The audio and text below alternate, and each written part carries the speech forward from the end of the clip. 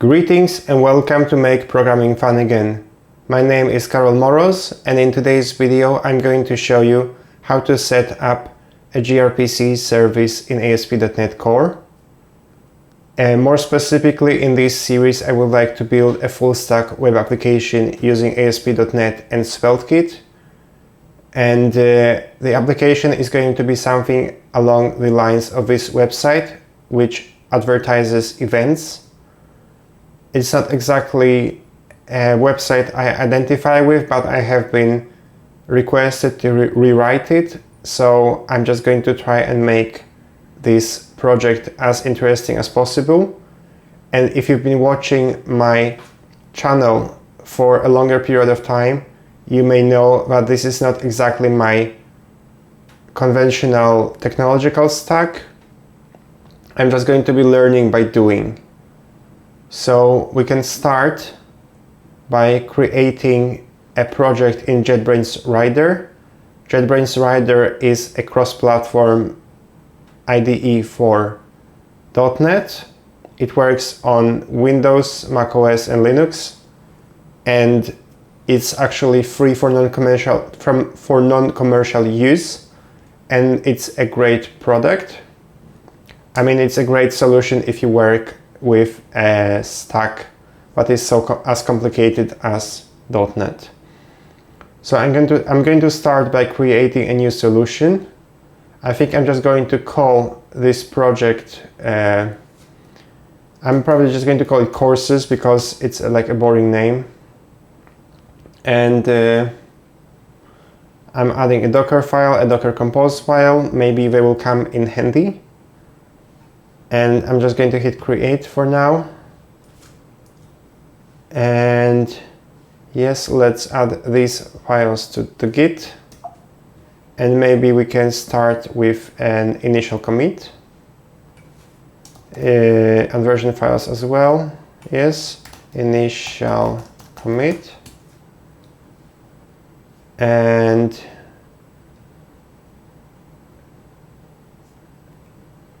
it is yeah, I'm just going to fix and commit. I'm not going to care about Windows specific conventions. Right, so let's start by opening program.cs. This is the default like the entry point for a gRPC ASP.NET project. We are going to be using some of these services. So I think this is a class that implements the protocols, the protocol buffer APIs that this template uses. This template defines a simple greeter service, and this greeter service has a remote procedure called say hello, and in here you can define a name and you're going to get a message in reply. And can I try to build it? Yeah, I think we can. And the port I think is going to be randomized. So you can just try and see on what port it runs. Okay, it's port 5227. And let's see. Can we get, okay, so we did not pass a name. So what happens if we also pass a name? Okay, I'm going to have to uninstall this plugin that keeps, okay, oh, it's actually Copilot. Okay, yeah. So if we use say hello Carol, what do we get? We get hello Carol in reply, and we can close monitoring. So in this greeter service, we can see that this service is actually implemented in here. Okay,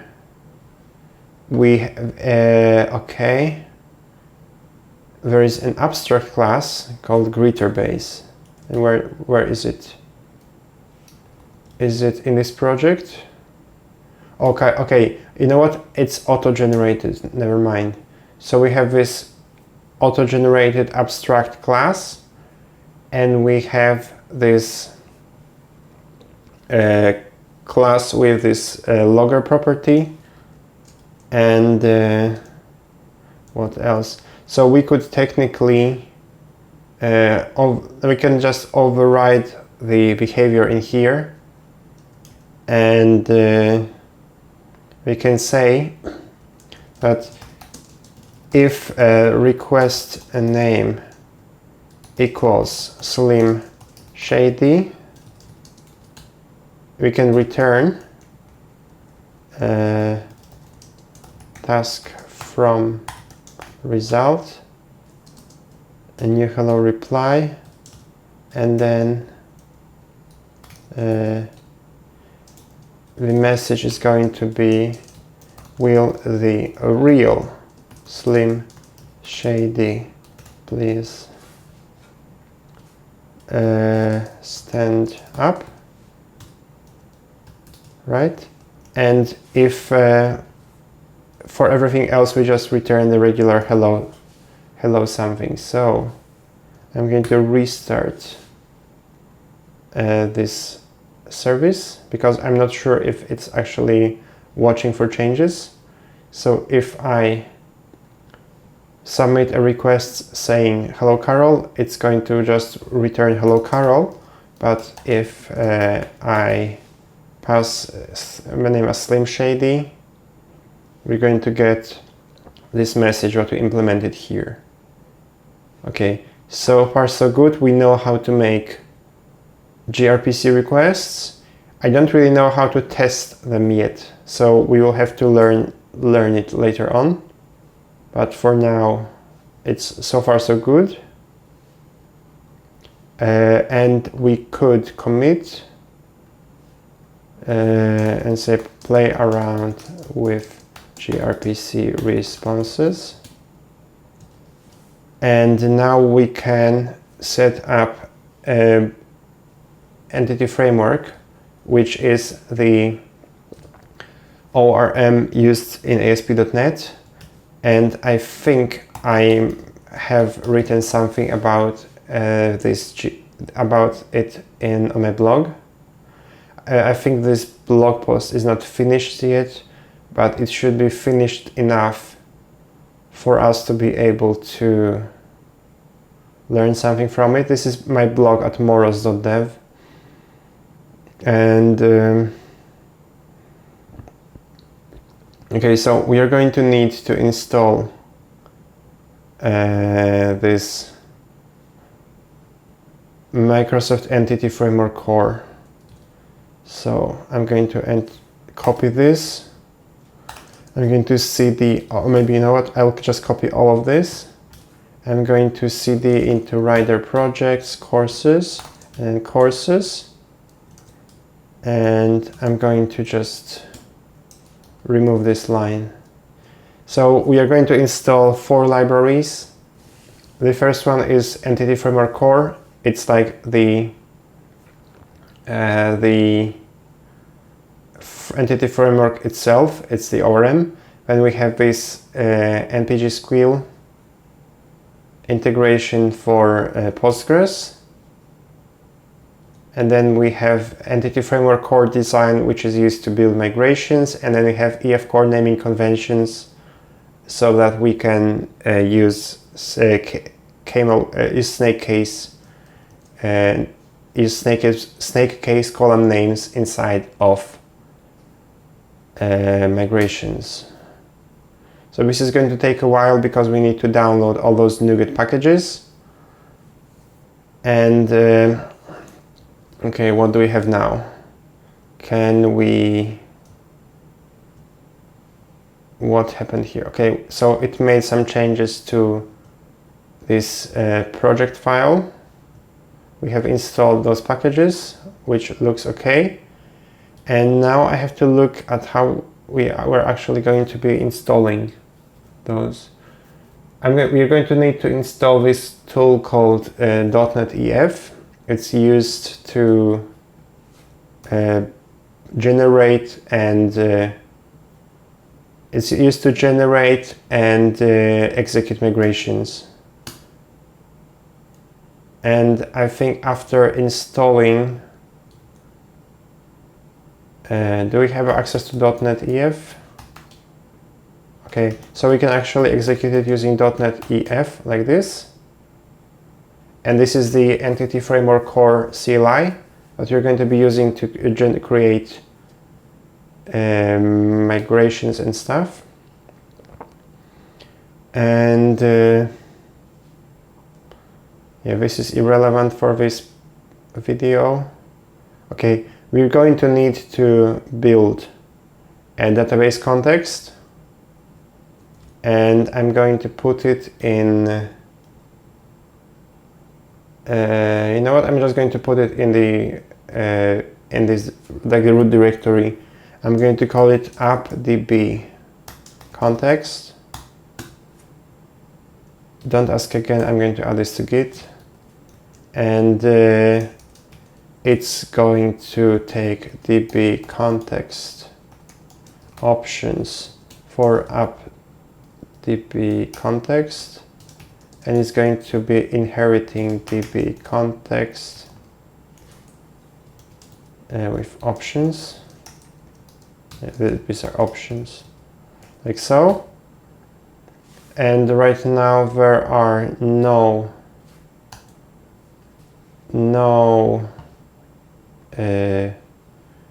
models, so I'm just going to leave it like this. Also, I want to run this reformat code on save. So now if I save it like this, it's going to remove like extra white space, and I could create a new directory and call it, I could call it models. Yeah, I think I'm just going to call it models, even though I think it's more conventional to call it domain or something. And we can start, you know what, actually we can just start and try to just generate an empty migration or something. But before we can do this, we need to first wire this db context to the application. So in program.cs, we have this web application create builder with args, and then in builder services, we're going to call add-db context, appdb context, and we're going to accept, we're going to pass a closure. So options, use npgsqueal with builder configuration, get connection string for appdb context, and then use snake case naming convention, like so. And I'm going to put it on a new line, like so. Okay, and then we're going to need to open up application settings, and in here I'm going to add a connection string for appdb context. And npgsql does not understand URL connection strings, like libpq connection strings, so we need to define it in this format. So it's going to be host equals localhost, password equals Postgres, username equals Postgres, and database is going to be called courses development, like so. So now, can we create a migration file. Can we? .NET EF migrations add, and we need to give it a name. I think I'm just going to call it initial setup, and project is going to be courses.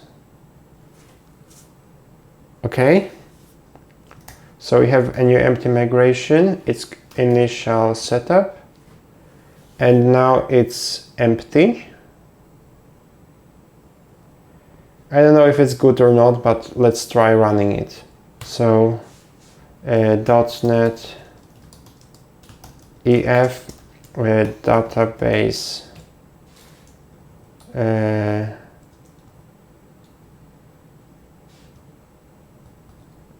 database update, and then project is going to be courses. Okay, so did something break? Okay, it broke because there was no database called courses dev on this in this project on this machine, so it had to create it, and then it created this EF migrations history, and it ran this initial setup migration. So now we can try connecting to a database, and I'm going to connect to Postgres, and it's Postgres. The database is going to be called courses dev. Test connection. Next. Okay, we managed to connect. So now we can see that there is indeed this one table in the database, and it does contain the migration ID of initial setup. So we are good in here, and we can commit initial database schema setup. Okay, so now we can start creating some models, right? So I think we can start by creating a model for let's say an event,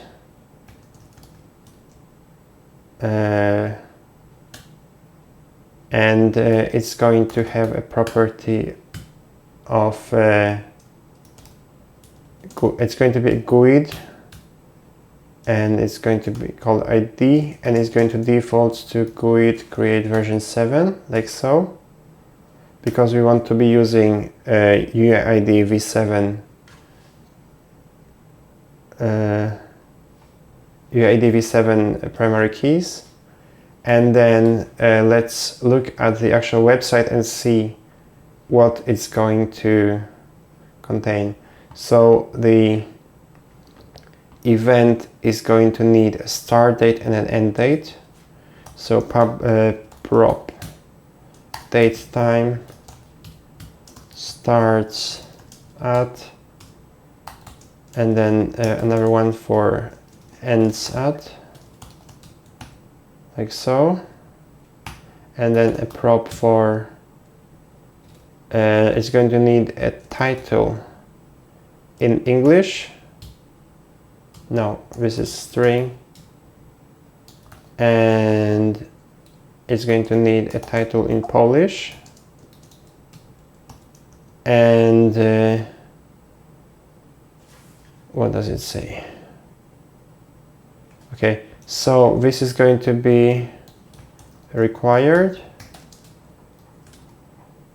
public required string title n, and this is going to be nullable because not all events need a title in Polish. And then we could do something like max length, it's going to be, I'm going to set it to 255 because otherwise Rider is going to complain. Like so. What else? We need, we have title, we have a start date and an end date.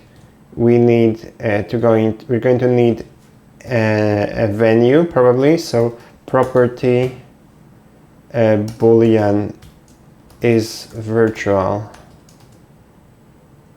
Yes, it's going to be a non-nullable column. And then we're going to have maybe a venue. Like so. And then it's also going to be have a max length of 255. And then we're going to need a description in Polish and a description in English. So I'm going to start with the English descriptions, public string description in English, and it's going to be required, and then public string description in Polish, get set, like so. And then we need to set a max length for the description in English, and I'm going to just set it to nothing.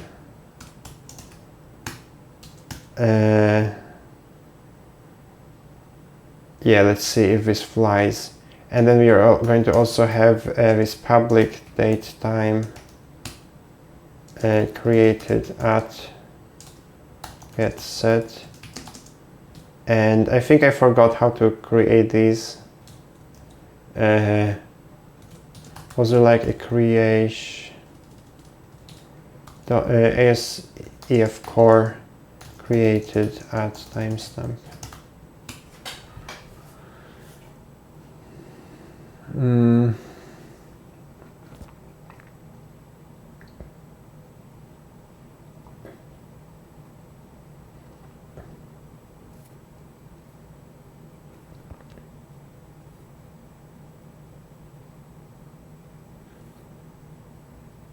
Okay, so we're going to need an entity.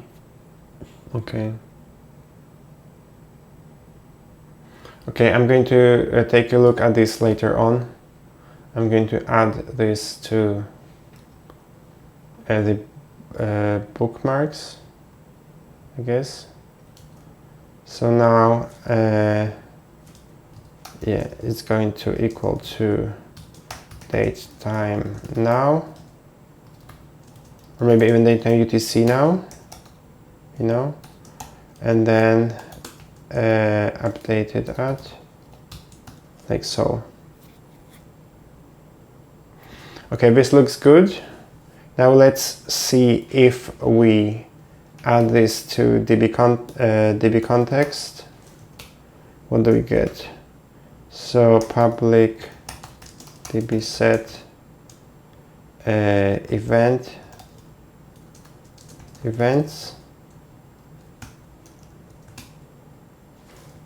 Yeah, like so.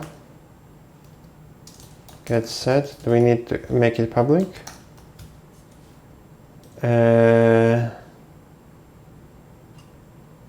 Yes, we need to make it public. So let's see. .NET EF migrations, add, create events, project courses. Okay, let's see the create events migration. So we have, we are creating. Did he realize this is a primary key? Yeah, I think he did. Okay, so this is the primary key. It's a GUID. When we have the start time and end time. Then we have these columns. This is a varchar with a defined length. And now it's going to complain about these. Yeah. he always complains. I mean, the writer always complains. I don't know how to disable this.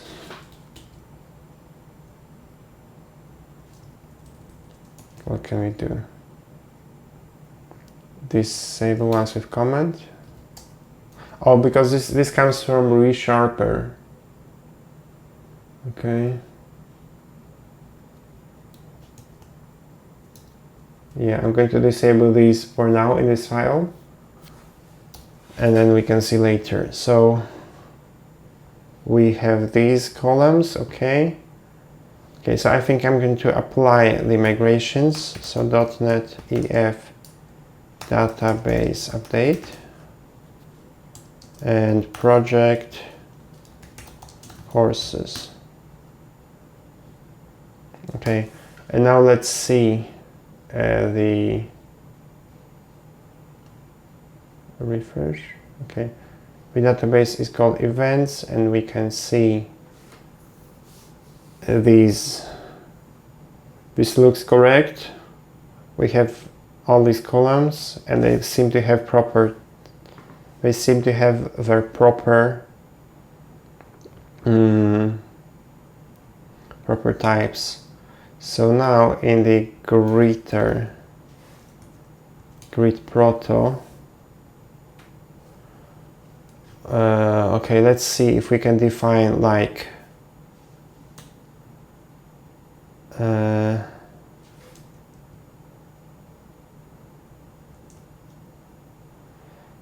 I think I'm just going to define a new gRPC, a new gRPC namespace or something. So I'm going to call it courses proto, and I'm going to try and somehow copy this. So option C# namespace equals courses, like so. Package is going to be courses, and then service courses API, RPC list events, and it's going to be unary.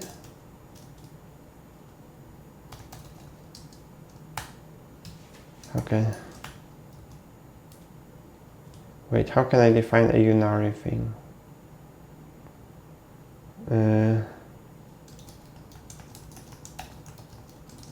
Returns list events response. So message list events request. It's going to contain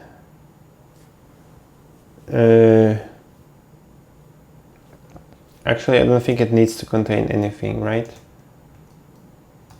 And then we are going to have a message list events response, and it's going to contain an array of events. So how do I in protobuf, how do I define these?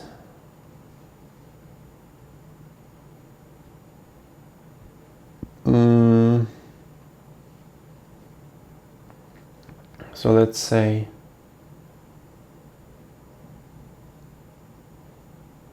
how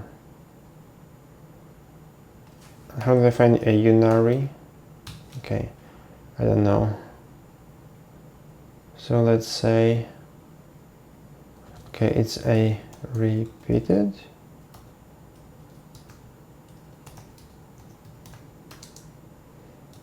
What does repeated mean?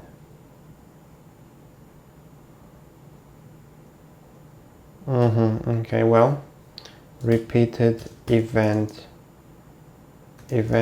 equals 1, and then message event is going to contain do you have a type for GUID?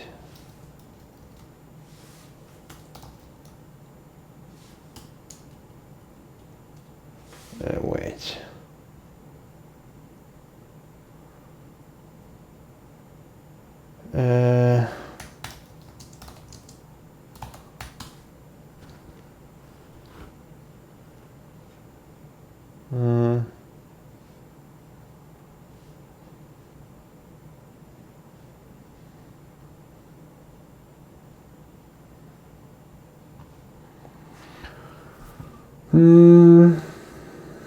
Let's see what they say.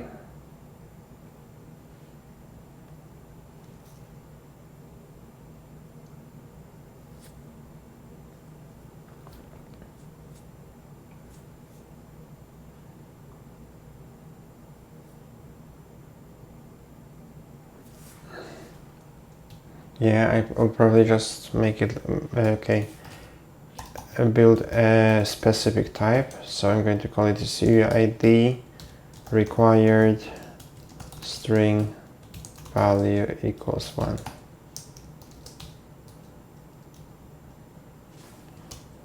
Wait, what?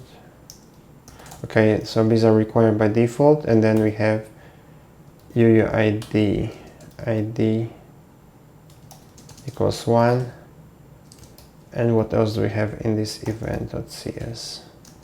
We have a string title en equals 2, string optional string title Polish equals 3. Okay. And well, how do I actually generate implementations now?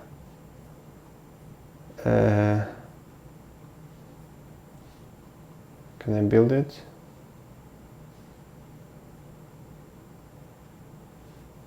Did it generate anything? Wait.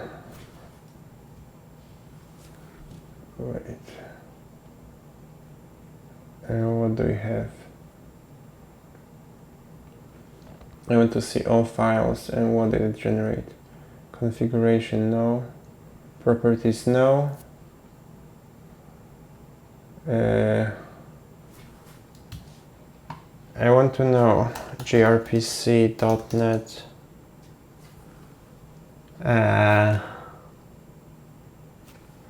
generate services.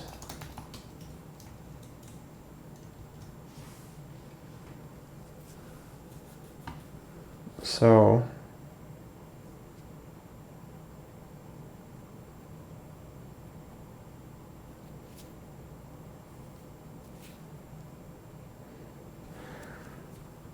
what is this?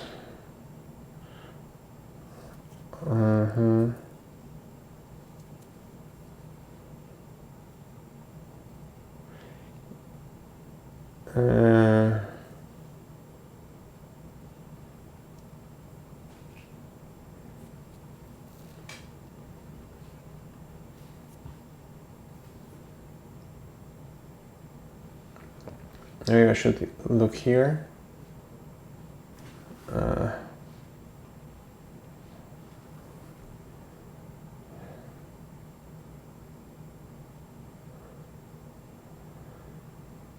Seriously?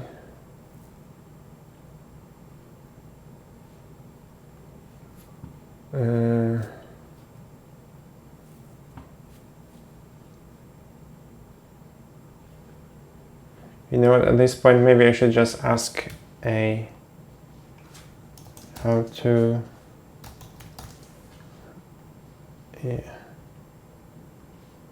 generate a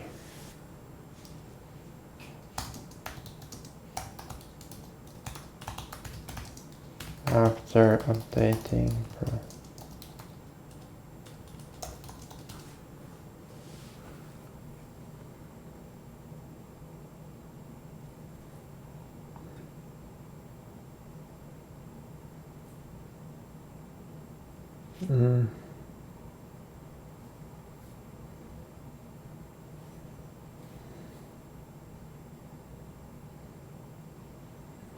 do we have tooling configured in CS project?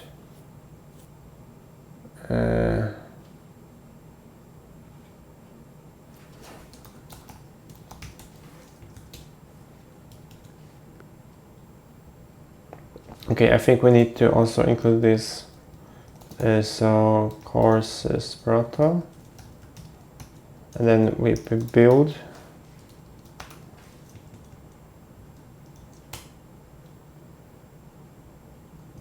Okay, do we now have like some new services or something?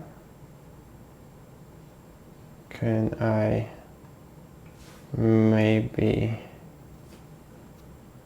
wait, how does this work?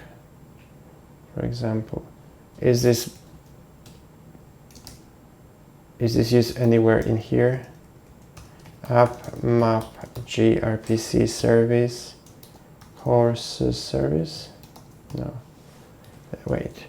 So we have this file, and I want to do something similar for courses, right? Courses service, and it needs to inherit from courses API.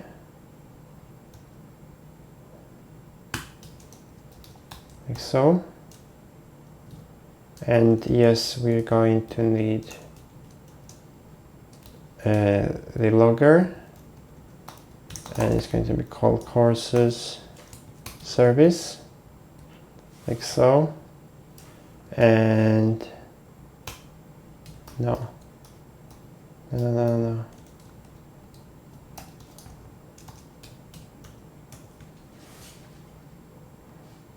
So what does this complain about? Convert into primary constructor, like so. Okay.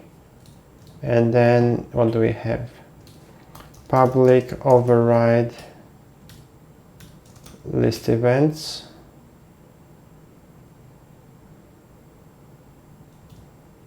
And return a new tasks list event response. Wait, what can we return task from result, and then what do we have here? We have these events, and then we can just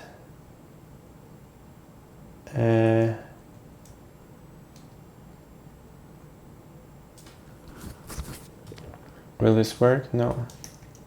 Events is going to be wait. New list events, new list of events, right?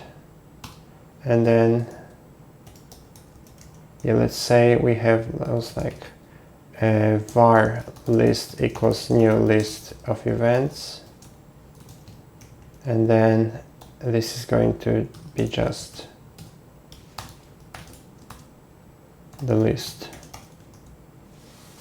Will this work? No.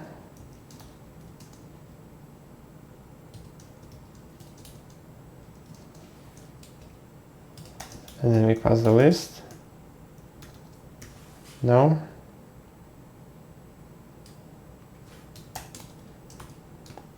What about if we just pass the list in here?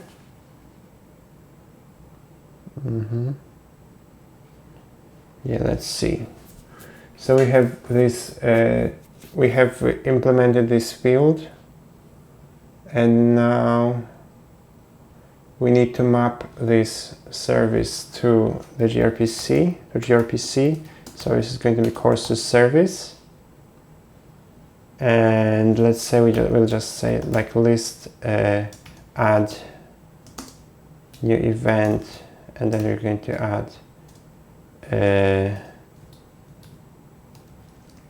well, title English is going to be hello world, and then title in Polish is going to be something, and then ID is going to be GUID create version 7, like so.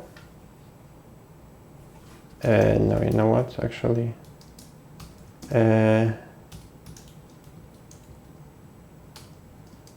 value is going to be GUID version 7 to string,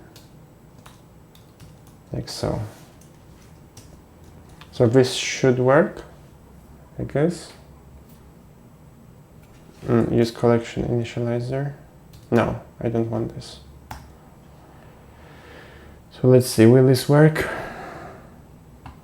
It did build. Let's see if we can make a request to this API.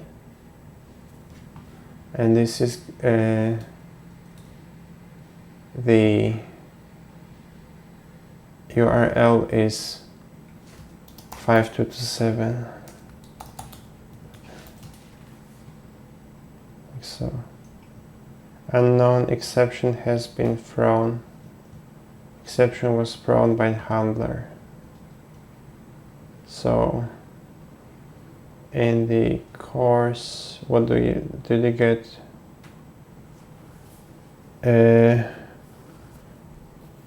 Object reference not set to an instance of an object. In list courses service line 14.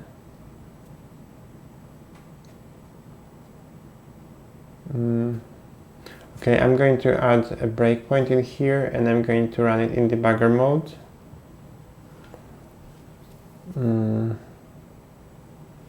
Okay, so now if I run this, we have this list, and what happens afterwards? Okay, so object reference not set to an instance of an object.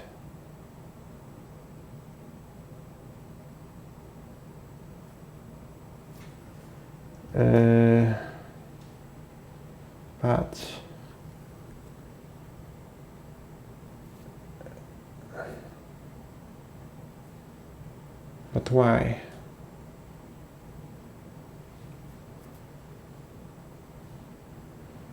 Wait again.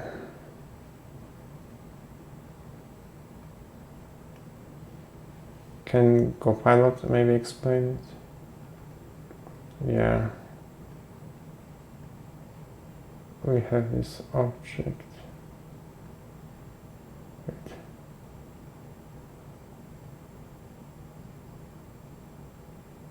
Event ID returned now. Okay, so apparently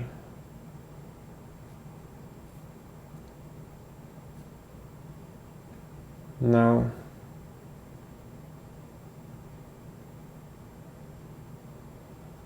so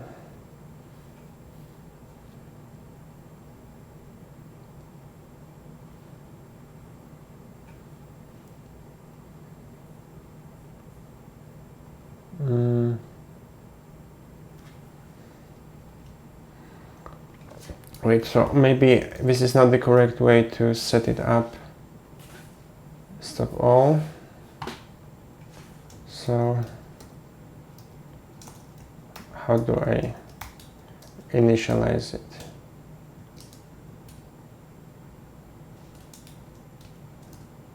Equals like this. GUID create version 7 to string. Will this work?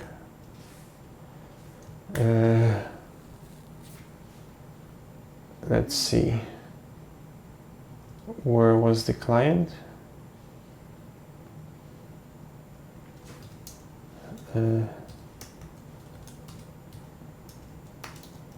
So, okay, so we can run it like this, and we do get a response. I've never really managed to find a keyboard shortcut to execute these requests, but at least we know that we can return a response. So now in this courses service, we could actually also we could request a repository, but let me first see how long we've been recording. Actually, I have no idea how long we've been recording. So yeah, we have, you know what, I think I'm going to call it a day for today. We did manage to implement a new API somehow. It's still with hard-coded data, but if we wanted to actually return data from the database, we're going to need a repository, and we would need to introduce this repository pattern. So for now, I think I'm kind of happy with what we achieved. And yep, so for now I'm just going to wrap it. And if you are new to this channel, my name is Karol Moroz. My channel's name is Make Programming Fun Again, and I also have a Discord waiting list. So if you enjoy this kind of nerdy content, you can consider signing up for the waiting list.